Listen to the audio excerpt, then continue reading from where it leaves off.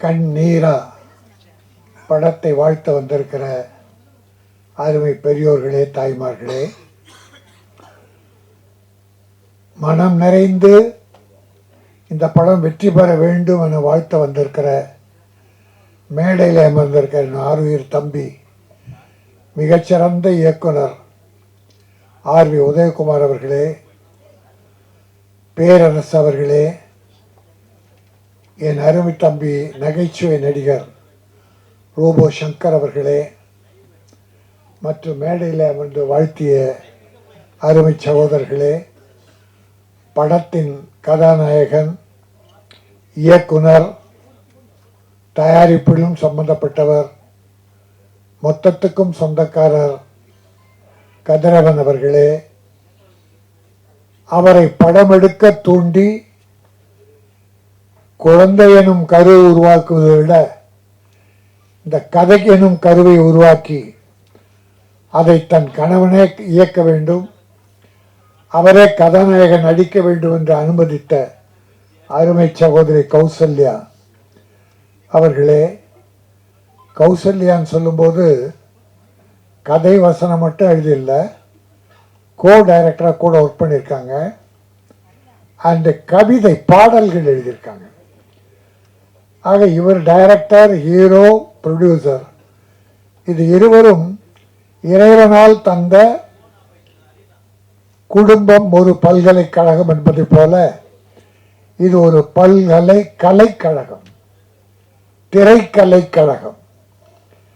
கணவன் மனைவி ஒத்து இப்படி படம் பண்ணியிருப்பது உலக அதிசயம். முதல்ல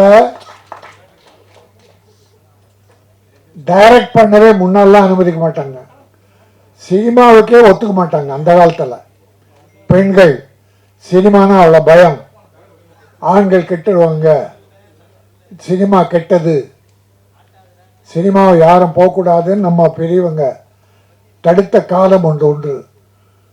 பிறகு நடிக்க அனுபவித்தார்கள், இயக்குவதற்கு அனுமதிப்பாங்க. ஏன்னா முதலாளிக்கு அடுத்த ஸ்தானம் இயக்கம், சிறப்பு வாய்ந்தது. பிறகு அதுக்கப்புறம் தான் நடிக்க அனுபவித்தார்கள்.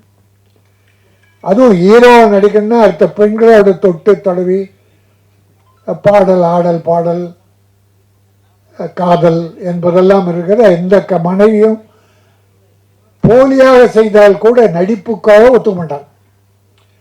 ஆனால் கௌசல்யா அனுபவிச்சிருக்காங்க. நீங்கள் ஃப்ரீ ஆக்ட் பண்ணுங்க, இதே 2 பார்ட் எடுத்திருக்காங்க. ஆக அத்தனை திறமை வாய்ந்த அந்த பெண்மணி இருப்பதாலே கதிரவன் நிச்சயம் வாழ்க்கையில் வெற்றி பெறுவார். ஒரு ஆணுக்கு பின்னாலே, வெற்றிக்கு பின்னாலே பெண் இருக்கிறாள் என்று சொல்வதை போல இங்கே கதிரவனுக்கு பின்னால் அவர் மனைவி கௌசல்யா இருக்கிறார். உங்கள் குடும்பம் வாழ்க, உங்கள் கலை பயணம் வெல்க. அதுவும் தமிழ்நாட்டை நம்பி ஒரு தமிழ் படம் பண்ணியிருக்கீங்க இல்லையா? மலேசியாவிலிருந்து படம் பண்ணி தமிழ்நாட்டில் ஆடியோ ஃபங்க்ஷன், படம் ரிலீஸ். ஏற்கனவே மலேசியாவில் படம் நடித்து ரிலீஸ் பண்ணியிருக்கார். அதை தமிழ்நாட்டை, அது மட்டும் இல்லை, 2 பேருமே பேசும்போது அருமையான தமிழை பேசுனாங்க. நீ இங்கே பார்த்தீங்கன்னா தமிழை இங்கிலீஷ் கலக்காம பேசுறதே இல்லை. போன வருஷம் மட்டும் இங்கிலீஷ் டைட்டில் வந்த படங்கள் எத்தனை இருக்கும் யோசித்து பாருங்க. டைட்டில் இங்கிலீஷ், பெரும்பாலும் அது ஒரு நாகரிகமாக இப்போ தமிழ்நாட்டில் வந்துருச்சு. ஆங்கில டைட்டில். இந்த படத்துக்கு பேர் கண்ணீரா, கண்ணில் நீரா இல்லை பெண்ணின் கண்ணினுடைய நீரா, சோகத்தால் காதல் ஃபெயிலியராக கண்ணீர் வடித்தாளா என்பது கதையில் பார்த்தா தெரியும். கண் நீரா. ஆனால் சொன்னார்கள் ஹீரோயினி பெயர் நீரா, அவள் வடிக்கும் காதல் கண்ணீரா என்று தெரியாது, பார்த்தால் தெரியும். ஆனால் தமிழகத்தில் பெண்கள் சமீப காலத்தில் தொடர்ந்தே ஒரு 10-15 ஆண்டுகளாக பெண்கள் கண்ணீர் அல்ல செந்நீர் வடித்துக் கொண்டிருக்கிறார்கள். அதை கேள்விப்பட்ட நாங்கள் எல்லாம் இரத்த கண்ணீர் பெற்றவர்கள் இரத்த கண்ணீர் வடித்துக் கொண்டிருக்கிறோம். எங்கள் கண்ணில் இப்பொழுது கண்ணீர் வருவதில்லை, செந்நீர் ரத்தம் வெடித்து கொண்டிருக்கிறது. இப்பொழுது கூட ஒரு பல்கலைக்கழகத்திலே ஒரு பெண் பாலியல் பலாத்காரம், அது இன்றைக்கு பெரும் பிரச்சனையாக ஓடிக்கொண்டிருக்கிறது. தொடர்ந்து இப்பொழுது மட்டும் இல்லை, எந்த ஆட்சி வந்தாலும் இந்தியாவிலே இது அதிகரித்து விட்டது. இது ஆட்சி கோளாறா, காவல்துறை கோளாறா, மக்கள் கோளாறா என்றால் மக்கள் தனி மனித ஒழுக்கம் கெட்டுவிட்டது. காவல்துறையிலே கருப்பு ஆடுகள் நுழைந்து விட்டது. பல ஆட்சியிலே அவலங்களும் நடைபெறுகிறது. அதனால்தான் இப்படிப்பட்ட என் அருமை குழந்தைகள், பெண் குழந்தைகள் பாதிக்கப்படுகிறார்கள். பாலியல் பலாத்காரம் இங்கே வில்லிவாக்கத்திலே ஒரு 5-6 ஆண்டுகளுக்கு முன்னாலே மாற்றுத்திறனாளி பெண், அந்த குழந்தை 7-8 பேர். எவ்வளவு கேவலம், எவ்வளவு கேவலம். மனிதா வாழ்கிறான் இங்கே. எல்லோரும் அல்ல, நம் குடும்பம் நல்லா இருக்கணும், எல்லா குடும்பம் நல்லா இருக்கணும். அது பெண்கள் தெய்வத்துக்கு இணையானவர்கள். தாய் என்றால் தெய்வம். அப்படிப்பட்ட பெண் இனத்தை, குழந்தைகளை 8 வயசு 10 வயசு குழந்தைகளை, கல்லூரி பெண்கள், ஒரு நாய் கஞ்சா அடித்து விட்டு புறம்போக்கு நாய்கள் இளைஞர்கள் என்ற பெயரில் கல்லூரி பெண்கள் பின்னாலே அலைவது, ஒருதலை காதல். அந்த பெண்ணுக்கு தெரியவே தெரியாது, அவ பார்த்தது கூட இல்லை. இவனா ஒருதலை காதல் வச்சுக்கிட்டு ஒரு நாள் திடீர்னு காதல்னும் இல்லைன்னா கத்தியால குத்திடுறான், திராவம் வித்துடுறான். அநியாயம், அநியாயம் நடக்கிறது. யாரோ சிலர் தான், எல்லோரும் அல்ல. இதற்காக நாட்டில் சட்டம் ஒழுங்கு கட்டுவிட்டது என்பதெல்லாம் போலி. இது தனி மனித ஒழுக்கத்தை சார்ந்தது. சட்டம் ஒழுங்கு கட்டுவிட்டது என்றால் ஒரு மாவட்டம் தோறும் பெரிய கலவரங்கள் நடந்து பெரிய இழப்புகள் வரும்போது சட்டம் ஒழுங்கு கட்டுவிடும். ஆனால் இது கூட நடக்கக்கூடாது, இது கூட நடக்கக்கூடாது. இதை அனுமதிக்க கூடாது. அரசாங்கம் இதில் மிக விழிப்போடு இருக்க வேண்டும். இருக்கிறார்கள், சில நேரம் தெரியாமல் நம்ம சொல்லிட்டா பண்றோம் அதெல்லாம். இப்போ இந்த பல்கலைக்கழகத்திலே பெரிய வளாகம், இந்தியாவில் புகழ்பெற்றது. பலாயிரக்கணக்கான மாணவர்கள் படிக்கிறார்கள். யாரோ காதலிக்கிற போது எவனோ ஒருவன், அவன் 26 குற்றங்கள் புரிந்திருக்கிறான், வழக்கு இருக்கிறது. அந்த சொறி நாயை, வெறி நாயை அந்த பல்கலைக்கழகத்துக்குள்ளே போய் கொண்டு வந்திருக்கிறது. இதையெல்லாம் தடுத்து நிறுத்த வேண்டும். மகாத்மா காந்தி சொன்னதை போல, ஒரு பெண் இரவில் நகைகளை அணிந்து கொண்டு தன்னந்தனியாக வீடு போய் செய்கிறாளோ அதுதான் நாடு சுதந்திரம் பெற்ற நாடு. எங்கே பெற்றது நாடு? எங்கே சுதந்திரம் பெற்றது? பகலிலே நடக்க முடியவில்லை. இது ஒட்டுமொத்த இந்தியாவில் பிற மாநிலங்கள் பார்த்தால் இதை விட கேவலமாக இருக்கிறது, இதை விட மோசமாக இருக்கிறது. ஆக இந்த நிலை ஒழிய வேண்டும் என்றால் தனி மனித ஒழுக்கம் வேண்டும். ஒவ்வொருவரும் எல்லோரையும் தன்னுடைய தங்கையாக, தாயாக பாதிக்க வேண்டும், மற்றவர்களுக்கு பாதுகாப்பாக இருக்க வேண்டும் என்பதை இந்த கண்ணீரா, பெண்ணின் கண்ணீராக செந்நீராக வரக்கூடாது என்று சமூக அக்கறையோடு இந்த வாய்ப்பை பயன்படுத்தி தெரிவித்துக் கொள்கிறேன். என் அருமை சகோதரர் பேரரசு அவர்கள் சினிமாவில் நிலவரம் பற்றி மிக தெளிவாக எடுத்து சொன்னார்கள். சினிமா சில நேரங்களில் நன்றாக இருக்கிறது, பல நேரங்களில் நன்றாக இல்லை. அதற்கு அவர் சொன்ன காரணங்கள் சரியாக இருந்தது.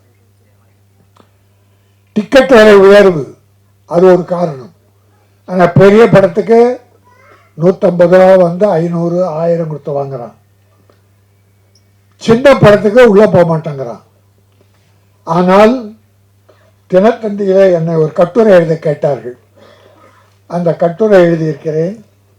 31ஆம் தேதி வந்திருக்கிறது தினத்தந்தி பத்திரிகை. தமிழ் சினிமாவில் 1000 கோடி நட்டம்.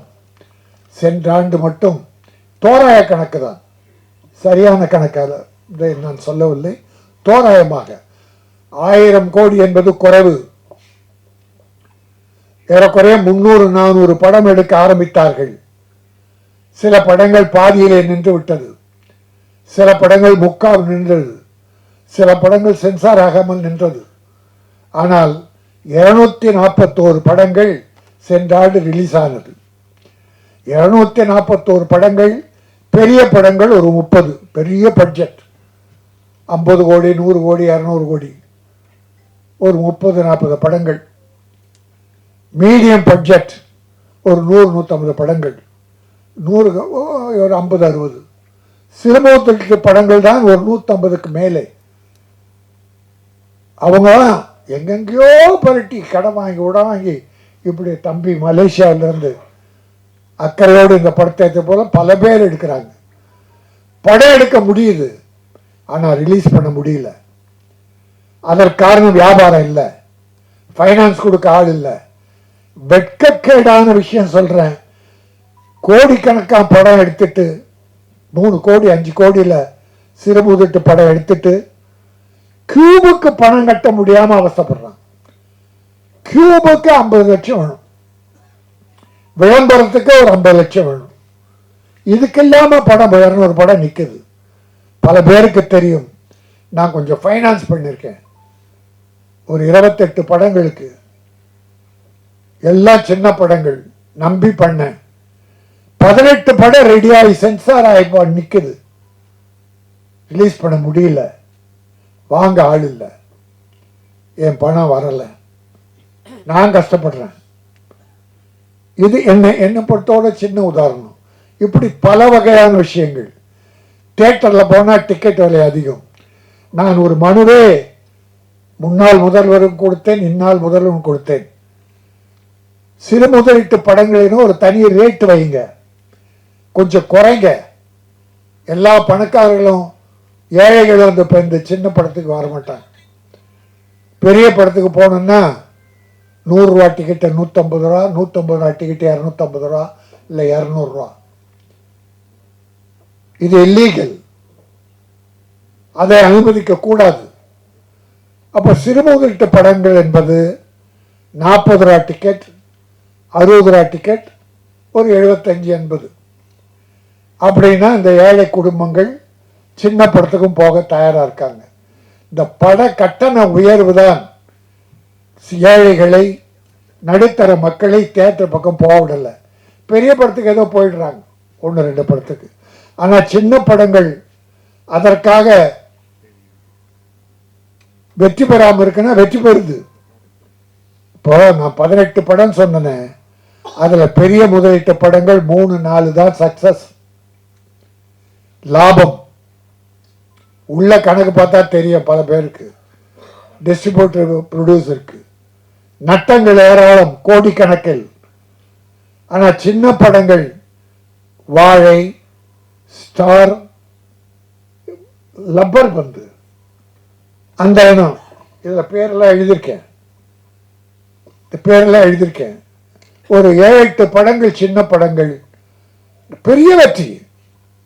பெரிய முதலீட்டு படங்கள் செய்யாத ஒரு சாதனையை சிறு முதலீட்டு படங்கள் வெற்றி பெற்றிருக்கிறது.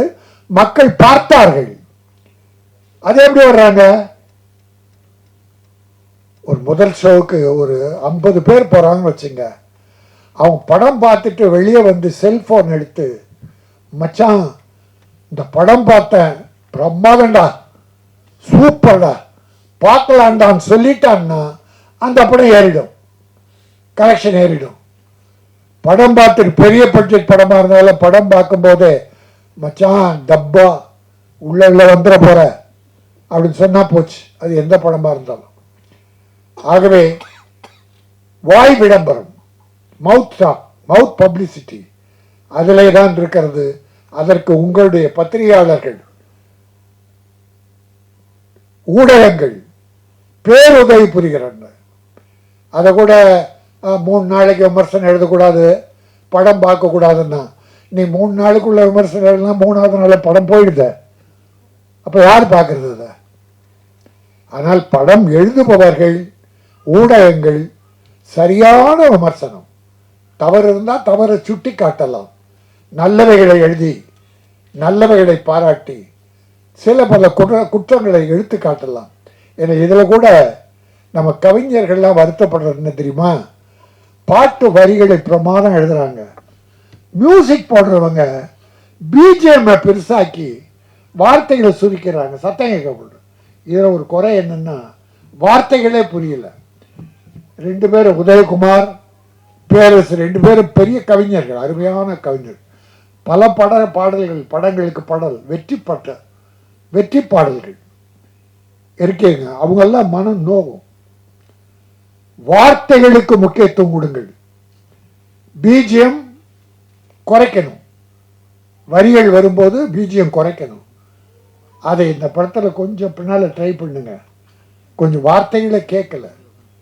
ஆகவே இந்த கண்ணீரா தயாரிப்பாளருக்கு இது கண்ணீரா வர வைக்காமல் லாபகரமான படமாக அமைந்து மலேசியாவிலிருந்து தமிழகத்தை நம்பி வந்திருக்கிற இந்த கதிரவன், நம்முடைய கௌசல்யா தம்பதியர் மேலும் படங்கள் எடுக்க வேண்டும். தமிழகம் அவர்களையும் வாழ வைக்க வேண்டும். அவங்க 2 பேரும் தமிழ் என்ன அழகாக பேசுனாங்க. தமிழ்நாட்டில் உள்ளவங்களே இங்கிலீஷை கலந்து அடிக்கிறாங்க. நல்ல சிறப்பாக வெளிநாட்டில் இருக்குவாங்க தமிழகத்தை தமிழர்கள் அப்படி அன்பு செலுத்துகிறாங்க, அவ்வளோ விரும்புகிறாங்க நம்ம ஆளுங்களை. ஆனால் நம்ம ஆளுங்க தான் அதை ஏற்பதில்லை. ஆகவே தமிழகத்தை நம்பி வந்திருக்கிற கதிரவனும் கௌசல்யாவும் இன்னொரு தயாரிப்பாளர் இணைந்து உதவியாக இருந்திருக்கிறார். இந்த படம் வெற்றியின் மூலமாக நீங்கள் அடுத்த படம் எடுக்க வேண்டும். கண்ணீரா அவளை இன்ப கண்ணீரை வர வைக்க வேண்டும், நல்ல வரவை தர வேண்டும் என சொல்லி வாழ்த்தி விடைபெறுகிறேன். நன்றி, வணக்கம்.